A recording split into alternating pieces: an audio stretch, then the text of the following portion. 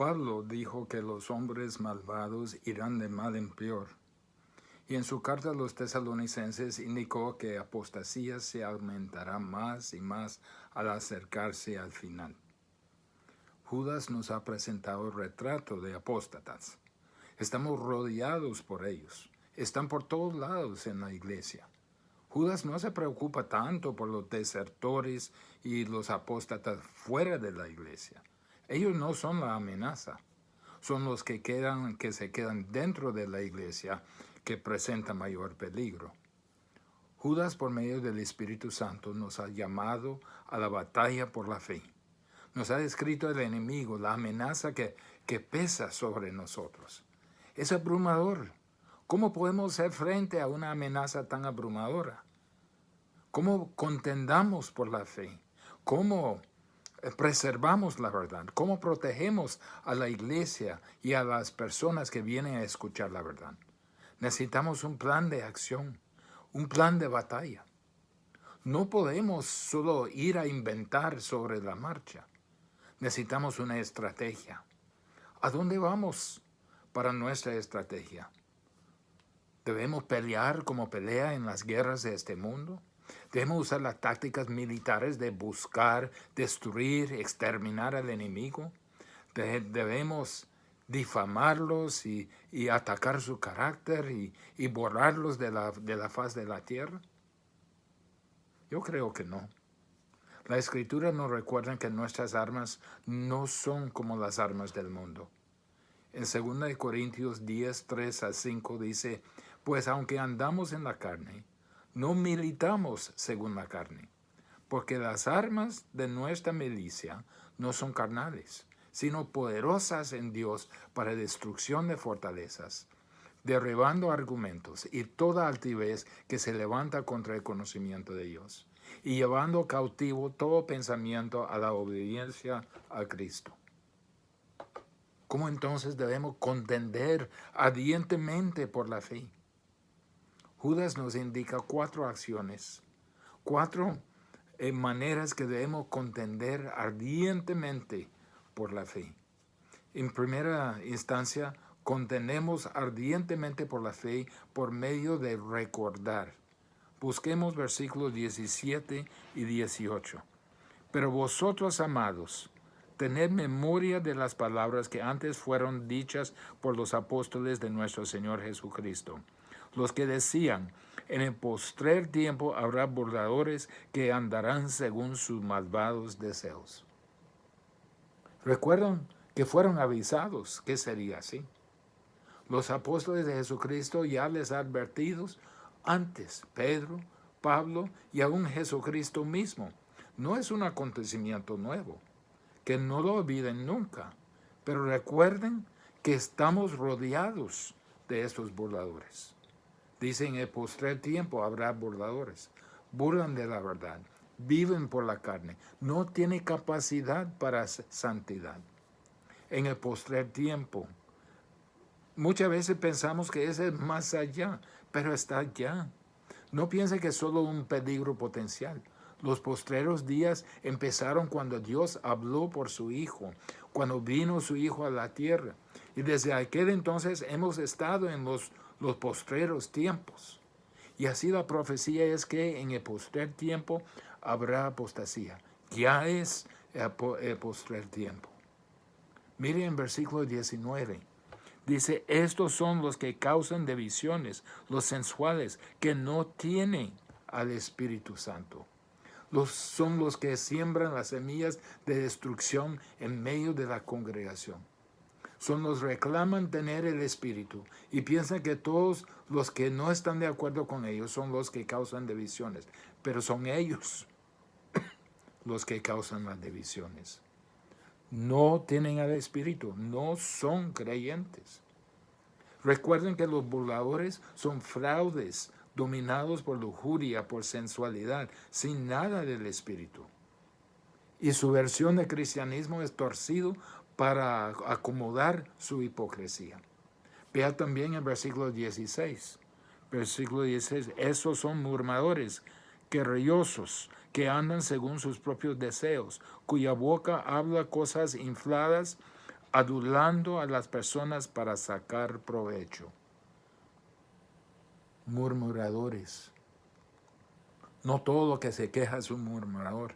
Ellos murmuran contra Dios. El Dios vivo y verdadero. Atacan al Señor por medio de atacar a su verdad.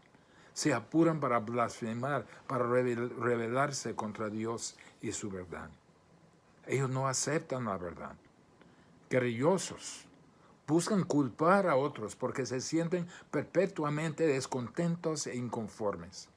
Nunca se someten ni a la palabra de Dios ni a la voluntad de Dios. Murmuran y se quejan de ello. Resisten la voluntad de Dios. Odian a la voluntad de Dios. No aceptan la verdad. Andan según sus propios deseos, dice el versículo. Son dominados por su propio ego, cuya boca habla cosas infladas. Arrogantemente hablan cosas infladas, exageradas de ellos mismos, exagerando su importancia. Adulando a la persona para sacar provecho. Adulan a la gente para conseguir poder y dinero. No se trata del Señor. Se trata de crear su propio imperio, de sacar provecho económico. Miren a los de hoy. Ninguno andan humilde, sino andan con riquezas porque han sacado de la gente. Recuerden que para involucrarnos en esta batalla tenemos que tener discernimiento. Dice en versículo 17, tener memoria de las palabras que antes fueron dichas por los apóstoles de nuestro Señor Jesucristo. Es esencial que sea fuerte en su entendimiento de la verdad. Tenemos que discernir la diferencia entre la verdad y el error. Tenemos que examinar a todo cuidadosamente. No podemos tragar a todo lo que nos viene. No podemos sostener la verdad si no tenemos discernimiento. Usted dice, ¿qué ha pasado con el discernimiento? No hay mucha gente que tiene. Pues el discernimiento desaparece porque se ha debilitado la claridad doctrinal y convicción. La única manera que el error puede ser aceptado en la iglesia es si las personas no se preocupan en mantener la verdad. Cuando el sentirse bien, la diversión, los sentimientos agradables, la comodidad sustituyen al entendimiento claro y las convicciones claras de las Escrituras. La puerta está ya abierta al error. Lo vemos en la música. Cantamos frases que no son bíblicas y no nos preocupamos. Pero ahí está una puerta que si aceptamos a una, podemos aceptar al otro. Discernimiento desaparece porque no entendemos la diferencia entre bien y mal, entre blanco y negro, entre verdadero y falso. Cuando se ve todo por medio de lentes relativistas, no tarda el error. Discernimiento desaparece porque hay una preocupación más con la imagen que con la verdad como clave para el evangelismo. Todo se trata de generar una imagen que les hace popular con la gente, para que la gente se siente cómoda, para que la gente se siente atraída, pero no dice que son pecadores, que necesitan arrepentirse. Miren lo que dice Jesús. Amigo del mundo es enemigo de Dios. Discernimiento desaparece porque dejamos de interpretar correctamente las Escrituras. La gente se mueve hacia el error por pereza, por descuido, por indiferencia, por falta de convicción respecto a las Escrituras. Y discernimiento desaparece porque hay inmadurez espiritual. Hebreos 5, 12 y 13 dice el escritor a los hebreos, decía, porque debiendo ser ya maestros después de tanto tiempo, tenéis necesidad de que se os vuelva a enseñar cuáles son los primeros rudimentos de las palabras de Dios. Y habéis sido a ser tales que tenéis necesidad de leche y no de alimento sólido. Y todo aquel que participa de la leche es inexperto en la palabra de justicia, porque es niño. Inmadurez personal. Uno que rehúsa avanzar en su entendimiento de las escrituras. Sigue escuchando, pero se le olvida cuando se escucha. Sigue tomando leche. Algunos han estado tomando leche 20, 25 años. Y uno que solo toma leche no desarrolla. Pero también hay inmadurez en el liderazgo. Cuando el liderazgo solo se limita a enseñar los primeros rudimentos. Solo se limita a enseñar la leche. Limita la dieta solo a leche. Solo tendrá personas inexpertas, personas inmaduras, dependientes, que no saben distinguir entre la verdad y el error. Dependen en alguien para decírselo. Eso produce la inmadurez. Recuerde que para involucrarnos en esta batalla tenemos que tener discernimiento. En segundo lugar, no solo debemos contender ardientemente por la fe por medio de recordar, sino contendemos ardientemente por la fe por medio de permanecer. Versículos 20 y 21. Pero vosotros, amados, edificándoos sobre vuestra santísima fe, orando en el Espíritu Santo, conservaos en el amor de Dios, esperando la misericordia de nuestro Señor Jesucristo para vida eterna. Permanecer en las disciplinas de santificación es un elemento muy importante. Judas aquí está hablando a los creyentes, los llamados, los amados, los guardados, los bendecidos. Para sostenerse y mantener su utilidad en esta batalla, Judas propone 4 disciplinas a seguir. Primero, permanecer significa una edificación constante, edificándoos sobre vuestra santísima fe. Es como uno resiste el error. Ese es como uno pelea la batalla. Se pone doctrinalmente fuerte. Llama a la iglesia, a los cristianos otra vez a la prioridad de la verdad. Edificándoos. El verbo se refiere al desarrollo, el progreso, el crecimiento espiritual. ¿Ha estado creciendo usted o es lo mismo que era hace un año o hace 2 años? Siempre sigue igual y no crece. Dice edificándoos. Vuestra santísima fe es la verdad, toda la verdad y nada más que la verdad que proviene de Dios. Este es nuestro fundamento. Básicamente significa estudiar la palabra de Dios para obedecerla. Es la palabra que nos edifica. Si se va a edificar, conozca la palabra, obedezca la palabra, use la palabra. Debemos tener ese deseo, como Pedro dijo en 1 de Pedro 2:1. Desear como niño recién nacido la leche espiritual no adulterada, para que por ella crezcáis para la salvación. Enfatiza la edificación por medio de la palabra para crecer. En 1 Corintios 14:26. Hágase todo para edificación. Todo lo que hace la iglesia es diseñado para edificación, para el desarrollo de los creyentes. Colosenses 2:6. Por tanto, de la manera que habéis recibido al Señor, andad en Él, establecido en la fe que se ha hecho personal para usted. Además de su propio estudio de la palabra, haga todo lo que pueda para estar en una comunidad de creyentes donde se le edifique en la palabra, donde se le exige fidelidad a la palabra en su vida, donde se le exige la integridad. Eso es como podemos permanecer en la palabra, en una edificación constante. Permanecer significa también una dependencia constante en Dios. Mire lo que dice, orando en el Espíritu Santo. Significa orar conforme a la voluntad del Espíritu. Orar sometido al Espíritu.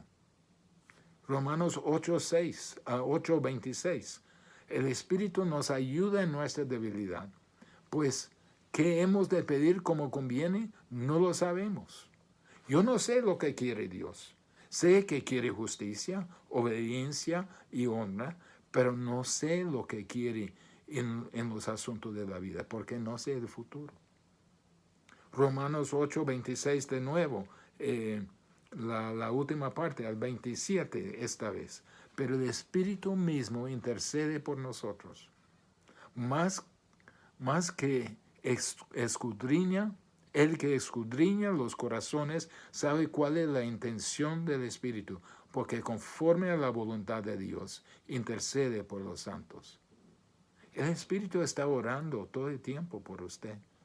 Y va al trono de Dios en una comunicación intertrinitaria que no tiene palabras. El Padre entiende perfectamente la mente del Espíritu, porque son uno y el mismo. Y el Padre sabe que el Espíritu siempre intercede conforme a la voluntad de Dios. Orando en Espíritu, orando sometido al Espíritu, orando que la voluntad de Dios y la voluntad del Hijo y del Espíritu se hagan. Eso es orar de acuerdo a la voluntad de Dios. Así se pelea la batalla contra el error. La batalla por la verdad. Estamos permaneciendo en dependencia constante en Dios y en su voluntad. Estamos edificándonos constantemente, estamos creciendo. Pero también permanecer significa practicar la presencia de Dios en su vida. Mire lo que dice en versículo 21. Conservaos en el amor de Dios. Conservaos es un mandato. Significa mantenerse en la esfera del amor de Dios, en el lugar donde experimentan las bendiciones que el amor de Dios le trae. No se ponga al lado malo de Dios.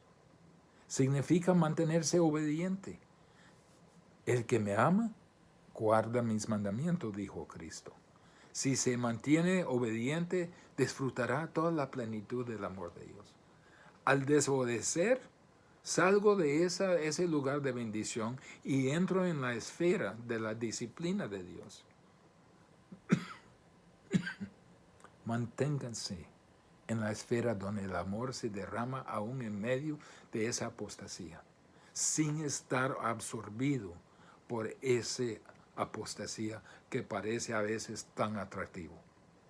Permanecer significa practicar la presencia de Dios, como Dios en cada instante está presente. Permanecer significa vivir siempre esperando la venida del Señor. Mire lo que dice la última parte del versículo 21. Esperando la misericordia de nuestro Señor Jesucristo para vida eterna. Esperar con gran expectativa.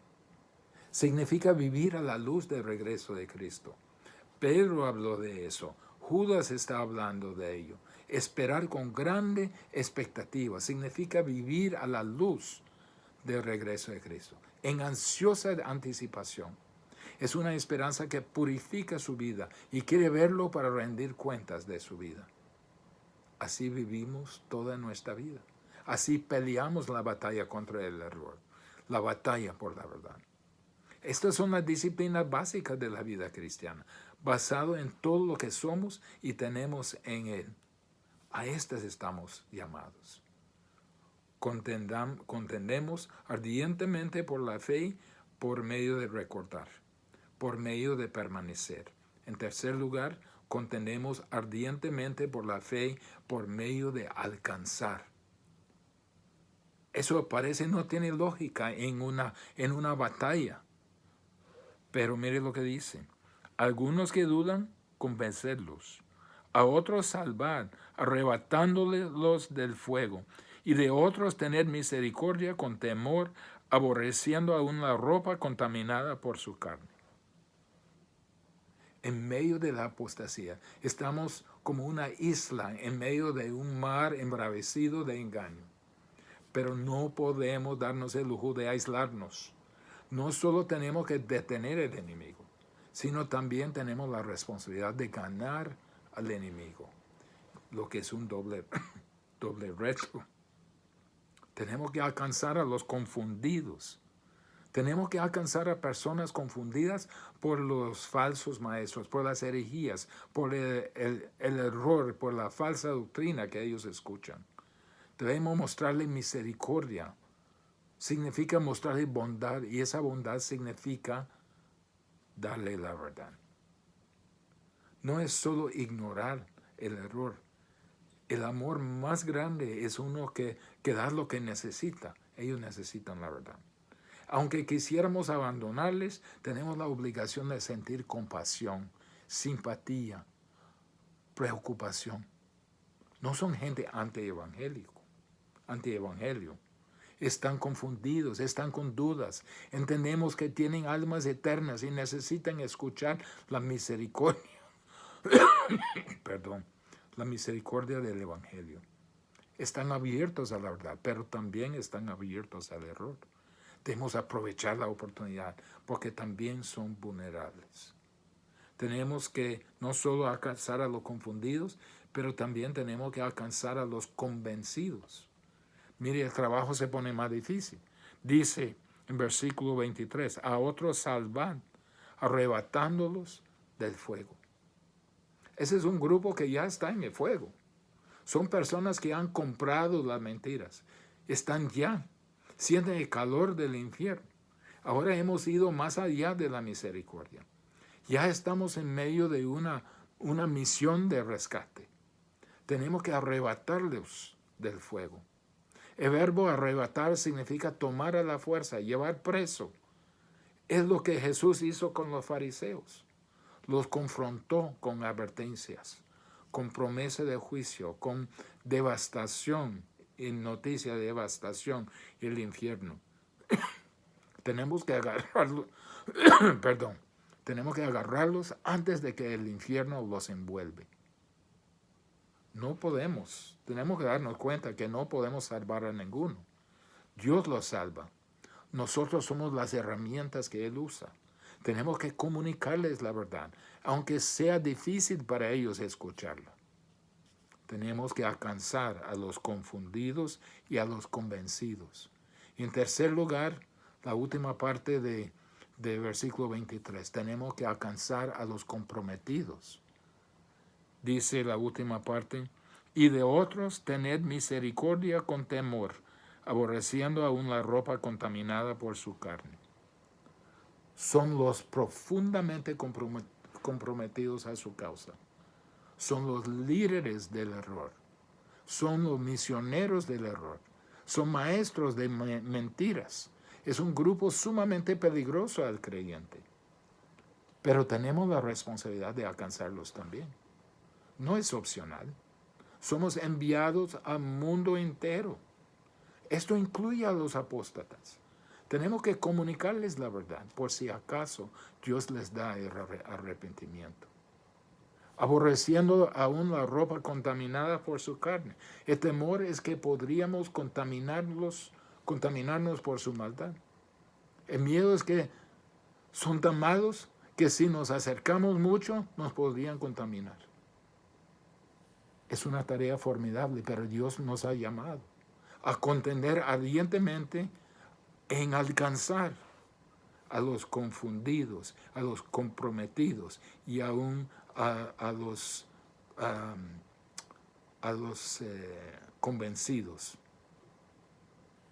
Entonces hemos visto tres maneras de pelear esa batalla. Pero uno es por recordar, el otro es por perseverar, permanecer, y el tercero es por alcanzar. Y en cuarto lugar, contendemos ardientemente por la fe, por medio de depender completamente en Dios. Miren lo que dice el versículo 24. Y aquel que es poderoso para guardaros sin caída y presentaros sin mancha delante de su gloria con gran alegría. Tenemos que depender completamente en Dios. Dependemos completamente en Dios porque Él nos preserva. Mire lo que dice en versículo 24. Aquel que es poderoso para guardaros sin caída. Segunda de Pedro 3:9 dice, el Señor no retarda su promesa. El Señor prometió que vendrá para llevar su pueblo a la gloria. El hecho de que no nos haya venido todavía para cumplir esa promesa no significa que sea indiferente. Es paciente hacia su gente. Es paciente para con nosotros, no queriendo que ninguno perezca, sino que todos proceden al arrepentimiento. Todos los suyos son los elegidos, porque los escogió, y vendrán al arrepentimiento y fe y salvación y glorificación. Si el mundo está malo, ¿por qué no viene el Señor? Porque no todos los elegidos han creído. Pero mire en Juan 6:39, y esta es la voluntad del que me ha enviado, que todo aquel que vea al Hijo y cree en Él tenga vida eterna, y yo le resucitaré en el día postero. Todos los que creen en Él recibirán vida eterna y serán resucitados en el día postero. Podemos depender que Él nos va a preservar, que Él nos va a guardarnos. Guardarnos sin caída, puedo depender en Él. Guardar es una palabra militar. Se mantiene la vigilancia sobre nosotros. Estamos en su segura custodia mientras que los apóstatas nos asaltan. Nos puede guardar sin caída. Nos protege de apostasía. No puede caer en apostasía porque Él nos guarda a todos los suyos contra esa eventualidad, porque son salvos. Los apóstatas no son salvos. No cuentan con esa protección. Por medio de una fe permanente, un nuevo corazón y Espíritu Santo que mora en nosotros, nos está guardando. Juan 10:28 nos repite esta promesa. Y yo les doy vida eterna y no perecerán jamás, ni nadie las arrebatará de mi mano. Mi Padre que me las dio es mayor que todos, y nadie puede arrebatar de la mano de mi Padre. Filipenses 1:6 dice lo mismo, estando persuadido de esto, que el que comenzó en vosotros la buena obra, la perfeccionará hasta el día de Jesucristo. Dependemos completamente de Dios porque Él nos preserva. Pero también dependemos completamente en Dios porque Cristo nos presentará ante la presencia de Dios. Y aquel, miren lo que dice, y aquel que es poderoso para guardaros sin caída y presentaros sin mancha delante de su gloria con gran alegría. Creyentes verdaderos que han sido a quienes le han sido dado una fe que perdura hasta el final. ¿Qué pasa? ¿Qué dice de los apóstoles? Primera de Juan 2:19. Salieron de nosotros porque no eran de nosotros. Porque si hubiesen sido de nosotros, habrían permanecido con nosotros. Pero salieron para que se manifestase que no son de nosotros. Cuando uno es apóstata, que parece abandonar la fe, nunca fue creyente genuino. Ellos no son de nosotros.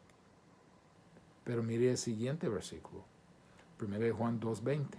Pero vosotros tenéis la unción del Santo. Eso es la presencia del Espíritu Santo en nuestra vida. Y conocéis todas las cosas. No os he escrito como si ignoraseis la verdad, sino porque la conocéis. Y 3 versículos más adelante, 1 Juan 2:23. Todo aquel que niega al Hijo tampoco tiene al Padre. El que confiesa al Hijo también tiene al Padre. Estamos por ser presentados, pero algunos salen porque no son de nosotros. Algún día Dios nos presentará en la presencia de su gloria, sin mancha, con gran alegría, sin temor de parte nuestra. Cualquiera antes que estuvo en la presencia del Señor fue traumatizado de temor. Mire Isaías, es un lugar donde ningún pecador puede pararse. Pero mire lo que dice, nos va a presentar sin mancha. En este momento no estamos sin mancha. Somos tratados como si fuéramos sin mancha porque Cristo llevó nuestros pecados en el Calvario y tenemos su justicia imputada a nosotros. Pero ahora no somos dignos de entrar al cielo. Necesitamos un nuevo cuerpo. Así estaremos sin mancha. Seremos santos siempre obedeciendo la ley de Dios. Seríamos capaces de hacer solamente lo correcto. Estaremos siempre con gran alegría, sin miedo, ni trauma, ni desmayo. Sofonías 3:17. Jehová está en medio de ti, poderoso. Él salvará, se gozará sobre ti con alegría. Callará de amor, se regocijará sobre ti con cánticos. No solo cantaremos alabanza a Dios, Él cantará alabanza sobre nosotros. Él se gozará sobre nosotros. Tendremos comunión, gozo con Él. Únase a la celebración del versículo 25. Mire lo que dice: al único y sabio Dios, nuestro Salvador, sea gloria y majestad, imperio y potencia, ahora y por todos los siglos. Amén. Todo el crédito va al único Dios. El único Dios quien es nuestro Salvador. Nada de gloria ni crédito para nadie más. Estaremos allá porque nos guardó, nos preserva y nos presenta. Que no caigamos en la tentación de usar armas carnales en esta contienda. Son peor que inútiles, son dañinas a nosotros mismos. Contendamos ardientemente por la fe por medio de recordar lo que está en juego. Recordar lo que Dios nos ha dicho en su palabra. Recordar cómo debemos vivir en este mundo como luz y sal. También contendamos ardientemente por la fe por medio de permanecer determinadamente en el Señor. Como el pámpano permanece en la vid, siempre en crecimiento, dependiendo completamente en el Señor, practicando su presencia en toda nuestra vida y esperando su pronta venida. Y por medio de alcanzar a los afectados por las herejías de los apóstatas, incluyendo tratando de alcanzar a los mismos apóstatas, y por medio de depender completamente en Dios, cualquiera que sea nuestra situación, porque Cristo nos preservará y nos presentará ante la gloria de Dios. Esas son nuestras armas. Entonces, a la batalla, contendamos ardientemente por la fe, con las armas que Dios nos ha dado. Oremos. Señor, esta batalla parece formidable, pero sabemos que las armas que tú nos has dado son armas que son poderosas para derribar argumentos, destruir fortalezas, porque tu poder está detrás de esas armas. Pero tú quieres que tu pueblo recuerda que tu pueblo también persevera, permanece, que tu pueblo alcance a los que están pereciendo y que dependa totalmente en ti. Te pido, Señor, que podemos pelear esta batalla, que determinamos de ir al frente de la batalla con tus armas, en nombre de Jesús. Amén.